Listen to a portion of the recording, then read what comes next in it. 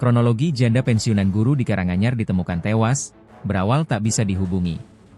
Temuan kasus janda pensiunan guru tewas di rumahnya di Karanganyar berawal dari kecurigaan sang anak, ibunya tak bisa dihubungi pada Jumat, 5 September 2025. Lokasi penemuan ini di Desa Berjo, Kecamatan Ngargoyoso yang berjarak 38,9 km dari kota Solo. Anak korban yang curiga kemudian mendatangi rumah ibunya. Namun, dia malah dikagetkan dengan kondisi ibunya yang tidak bernyawa. Hal ini dibenarkan salah satu warga, Anton. Dia mengatakan kondisi tubuh korban penuh luka.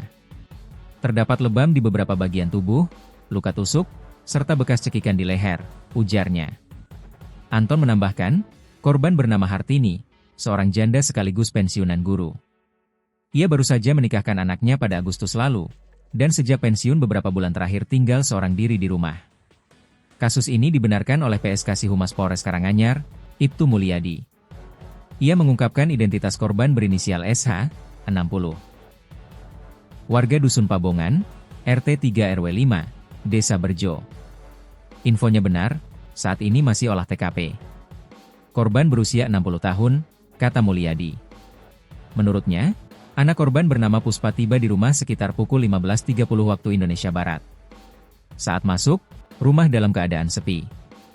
Setelah mencari, ia menemukan korban sudah meninggal dunia.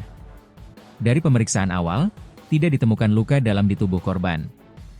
Namun penyebab pasti kematian masih diselidiki, jelas Mulyadi. Salah satu warga, Anton, mengatakan kondisi tubuh korban penuh luka.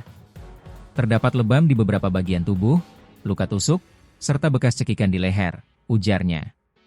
Anton menambahkan, korban bernama Hartini, seorang janda sekaligus pensiunan guru. Ia baru saja menikahkan anaknya pada Agustus lalu, dan sejak pensiun beberapa bulan terakhir tinggal seorang diri di rumah.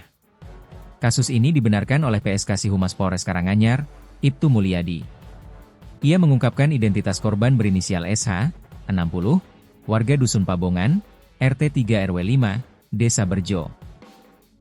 Infonya benar, saat ini masih olah TKP. Korban berusia 60 tahun, kata Mulyadi. Menurutnya, anak korban bernama Puspa tiba di rumah sekitar pukul 15.30 waktu Indonesia Barat. Saat masuk, rumah dalam keadaan sepi.